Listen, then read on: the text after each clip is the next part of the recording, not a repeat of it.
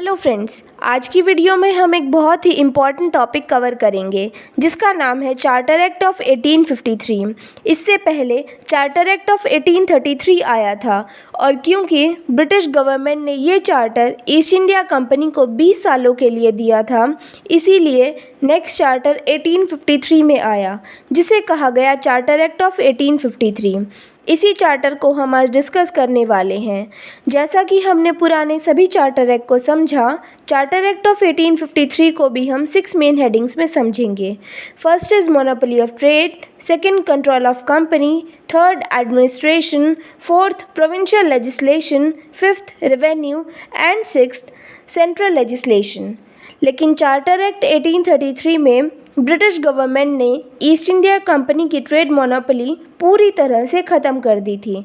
तो यहाँ पर हम मोनोपोली ऑफ ट्रेड की बजाय कुछ और पॉइंट्स को कवर करेंगे। स्टार्ट करते हैं कंट्रोल ऑफ कंपनी से। चार्टर एक्ट ऑफ 1833 में हमने देखा था कि east India company purely political body बन चुकी है जिसका कंट्रोल कोर्ट ऑफ डायरेक्टर्स और बोर्ड ऑफ कंट्रोल के पास है, जिसमें कोर्ट ऑफ डायरेक्टर्स की संख्या रखी गई थी 24।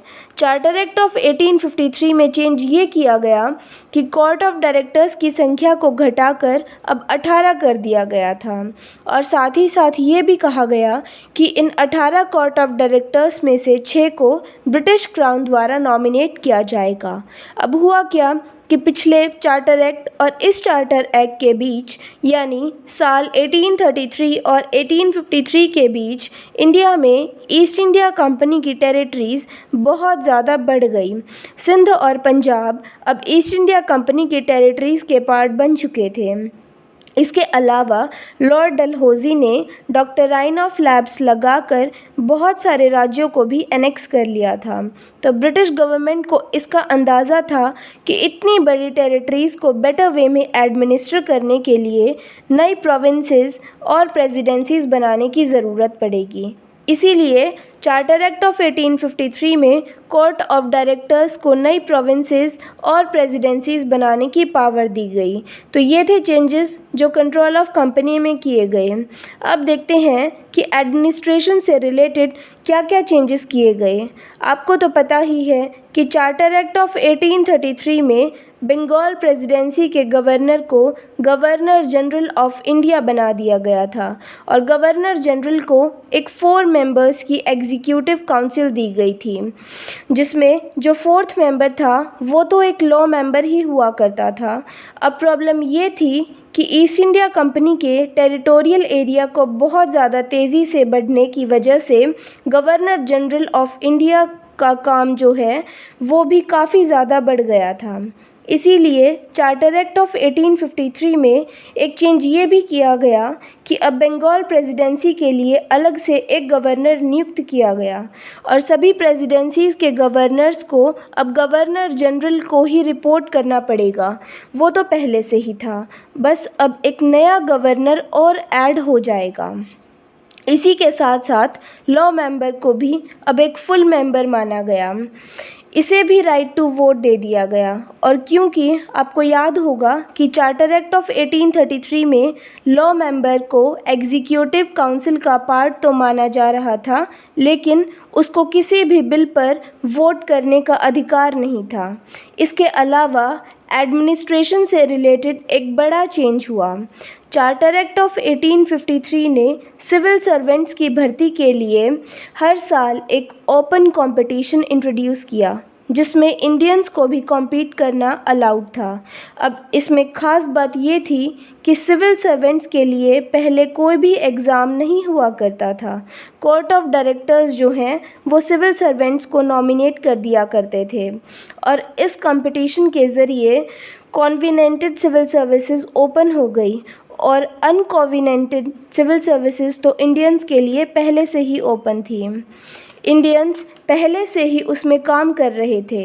अब दोनों में डिफरेंस ये है कि covenanted civil services basically higher civil services post के लिए होती हैं, जबकि uncovenanted civil services lower post के लिए।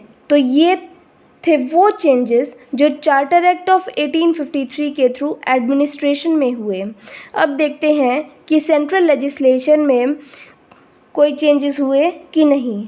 बट उससे पहले हम ये देखना होगा कि चार्टर एक्ट 1833 में क्या स्थिति थी सेंट्रल लेजिस्लेचर की।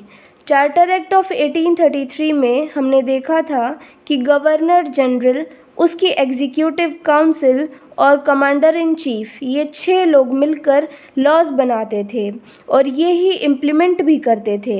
यानी लेजिस्लेटिव और एग्जीक्यूटिव दोनों ही फंक्शंस ये ही लोग करते थे। बट देखा जाए तो ये सब लोग बेसिकली एग्जीक्यूटिव्स हैं। इसीलिए चार्टर एक्ट ऑफ 1853 में चेंज ये किया गया कि यहाँ पर लेजिस्लेटिव फंक्शंस के लिए 6 लेजिस्लेटिव काउंसलर्स सेट किए गए। पहला legislative councillor basically Kolkata supreme court का चीफ जस्टिस होगा और दूसरा कोलकाता सुप्रीम कोर्ट का कोई दूसरा जज। इसके अलावा 4 मेंबर्स बंगाल, मद्रास, बॉम्बे और आगरा की लोकल प्रोविंशियल गवर्नमेंट से अपॉइंट किए गए थे। तो ये भी पहली बार ही हो रहा था कि सेंट्रल लेजिस्लेटिव काउंसिल में लोकल रिप्रेजेंटेशन पॉसिबल हो पाया। अब ये जो 6 लेजिस्लेटिव काउंसलर्स हैं और ये 6 एग्जीक्यूटिव्स, यानी टोटल 12 लोग मिलकर लेजिस्लेटिव फंक्शंस के लिए रिस्पॉन्सिबल थे और ये 12 लोग मिलकर एक मिनी पार्लियामेंट की तरह फंक्शन करते थे। तो आप देख सकते हैं कि पहली बार एग्जीक्यूटिव और लेजिस्लेटिव फंक्शन को सेपरेट कर दिया गया। तो आपने देखा कि सेंट्रल लेजिस्लेचर में क्या क्या चेंजेस किए गए। और जहाँ तक बात है प्रोविंशियल लेजिस्लेचर की, तो आपको पता ही है कि चार्टर एक्ट ऑफ 1833 में लॉ मेकिंग को सेंट्रलाइज कर दिया गया था और चार्टर एक्ट ऑफ 1853 में भी इसमें कोई बदलाव नहीं किया गया। अभी भी लॉ मेकिंग सेंट्रल लेजिस्लेचर के थ्रू ही हो रही थी, प्रोविंस लेवल पर नहीं।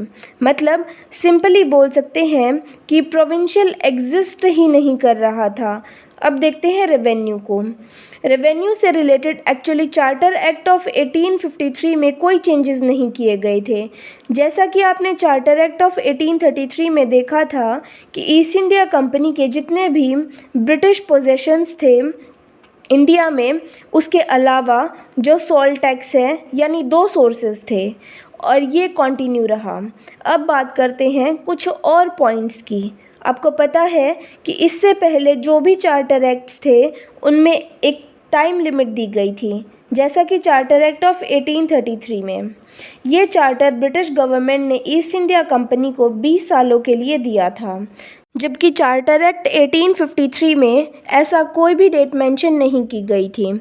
इसके अलावा जिस तरीके के चेंजेस चार्टर एक्ट 1853 में किए गए थे, इससे ये अनुमान लगाया जा रहा था कि ब्रिटिश गवर्नमेंट अब किसी भी समय इंडिया में कंपनी रूल को एंड कर सकती है। इंडिया का पूरा कंट्रोल अपने हाथ में लेने की तैयारी चल रही थी। तो ये था चार्टर एक्ट ऑफ 1853। मैंने चार्टर एक्ट ऑफ 1853 की कंप्लीट डिटेल्स आप लोगों के साथ शेयर कर दी हैं। आज के लिए बस इतना ही। मिलते हैं नेक्स्ट वीडियो में।